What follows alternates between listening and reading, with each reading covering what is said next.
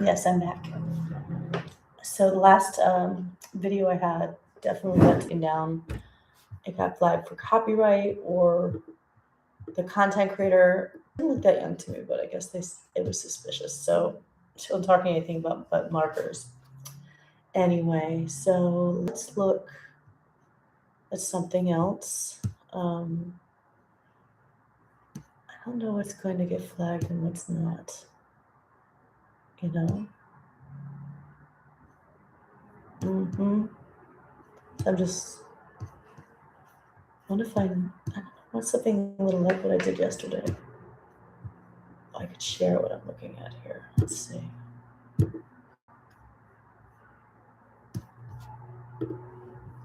$100 pencils. Let's take a look at this.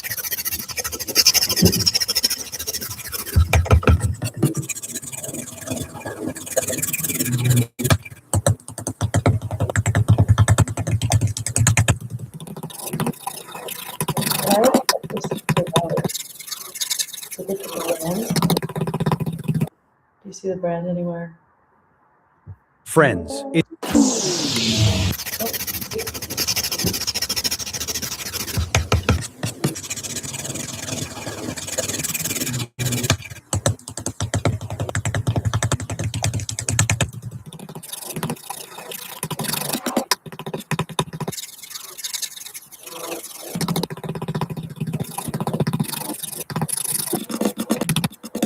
Okay.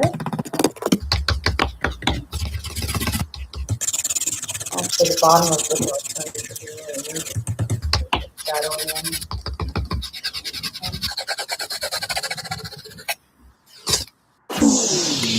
Okay. Yeah. Friends. I love. Do you have a little pity? Is she really, really pretty? Does she? If you use this sound, your video will either get 1,000.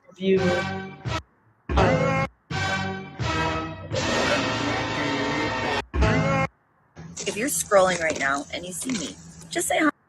One time I was at. So what does my This is not as a girl who works as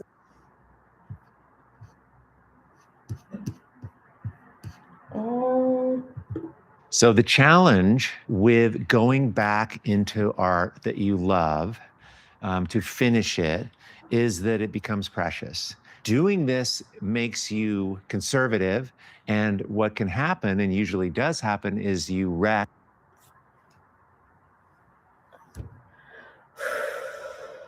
All right, okay. How not to mess with a painting you love. I don't have this issue. I know when something's finished. Right now, currently, I don't particularly care for several of the pieces I'm working with, and even the ones that I have a definite vision of seeing. I just have to finish them. They're my craft line. I have a craft line of paintings. Strawberry Shop, and actually the Strawberry Shop paintings I'm doing are pretty, those are the cutest ones. They're definitely cute. And then I have the roses. I think the roses are going to be part of Strawberry Shop too. Those, I've had people want to buy them, but I just didn't like the colors. So I've made 2 more with like color schemes that people have mentioned. These are my craft fair lines. So I don't have a problem with the cats are fighting. I don't have a problem with like, so let's not want to watch this one. I like her. She's a good one, but she'll catch me like, and I'll get sued. So let's not get a strike. I like this content creator too. I've watched her before.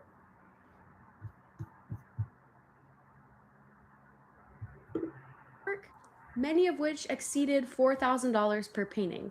And I know there are artists out there selling paintings for much more than $4,000, but I also like to think about little 19-year-old Kayla who was sitting at her part-time work-study college job, calculating that if she just could... I haven't sold a painting for $4,000 in a long time. It's been a long time. I've used to sell paintings for a lot more than that, but not no more. I will again though. 2026 is going to be my year. Sell $250 every Saturday at the local market that she could afford to pay her $1,000 rent. that version of Kayla would have fainted if she found out that she could sell. Okay, I see. Rich customers are usually easier to deal with.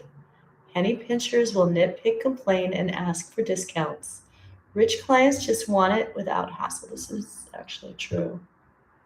And she actually applied. She said this is her experience. Right on. Well, it's because they don't worry about money. Obviously. I'm a self-made millionaire. Must be nice. They didn't get rich by stupidity. The smart ones expect documentation. You know, actually, one of the creators I was watching did talk about like turning your paintings into like a scarcity object that would not only just be the painting. So I'm really tired. I've been up since 2 a.m. That not only would it be about the painting, right? It's also about the packaging, the box it came in, and documentation. They say create your own documentation for your painting. That's actually a really good idea. I had the idea of doing the box. Was that before the accident? It was. Before the accident, I had a whole line, and it was called, I won't say what it's going to call because maybe I'll bring it back, but I had designed the logo. I had bought like some basic promotional materials.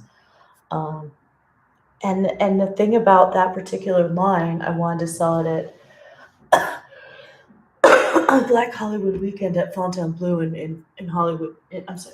In Miami Beach. I'm exhausted. Don't mind me. Then I ended up not going. I can't remember why. This is before the accident. And the thing about those paintings is that they came with a box, you know, so you would get this box and your painting would go in the box. And then there was supposed to be a bag too. So the whole idea was to sort of, if it was before the accident was in 2023. So it could have been 2022. I did a lot of work with this one particular like promoter, and she did. Yeah, that was the year. I did actually go down to Miami that year, 2022, I did a show on a yacht, which was interesting. It wasn't a successful run because people didn't know what to make of me. And then I was supposed to do a live painting in a club in Miami, and that went, I mean, I thought that the promoter was going to beat me up. He basically like picked me, my easel, and my canvas in this extremely crowded club, a really expensive club to get into Miami. I can't remember the name of it. 2022, hell, it might be gone by now, but it was like right on that one strip where all the fancy clubs are, like in Miami Beach. And he basically like by the scruff of my neck and like basically picked me up and like carried me out of the club and like threw me out. And the promoter, who I was there with them, I was kind of like being carried out, and I saw her and the big promoter, and I was like, hey, can you, and she was like, oh my God, I'm so sorry. She didn't do anything about it. I didn't get to stay. And the next day she did call, and she was very apologetic, and she, you know, invited me to do some things. But I did go on the yacht. The yacht was not necessarily a good experience, but it wasn't as bad as the club. But I that was what that series was made for, with the box and stuff. So scarcity, it's a really interesting kind of theory. So that's what this one kind of reminded me of. Don't kid yourself. They didn't get rich by stupidity. The smart ones expect documentation. Now, part of my theory behind that also is if someone's walking around like an art fair and they see something like a fancy package, that's going to entice them to find that booth and then buy from them too. So that was part of the reason back then in 2022 I wanted to do the box in the bag. I never got as far as the box. I did end up, I was trying to figure out how to do the box, and I had gotten like free boxes from the post office, but I went to Miami without the box thing because I couldn't figure it out, but it was a good idea. And then I lost all of it. It was all gone after the accident. So, you know, that happened, but that was already now It's 2026, so that was in 2023. It's 3 years, almost 2.5 years. And I can come back to this idea again of, make it luxe. Make it luxe. I was really trying to find. So the challenge I don't want with to watch this one though.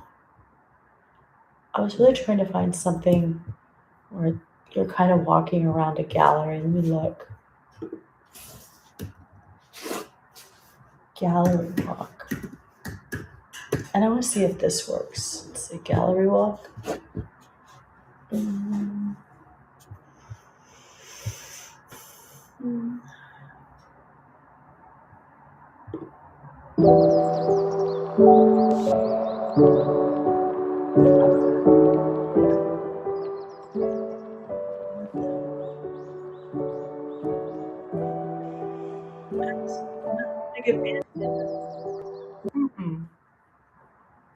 Absolutely not.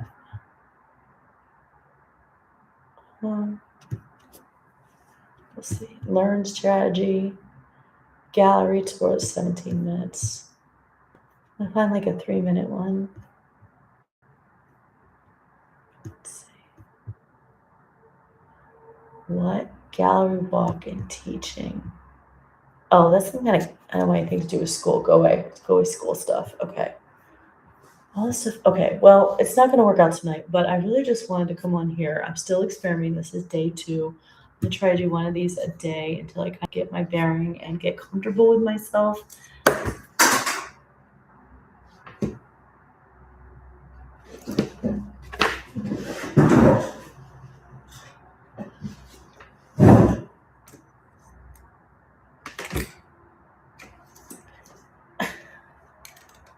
Okay, hopefully this works. Oh, I have this fancy monitor.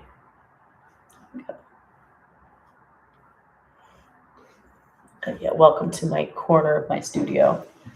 Okay, so I'm going to end the stream. If you watched any of this, thank you. And if you've certainly gotten this far, thank you. Subscribe and all that. See you tomorrow.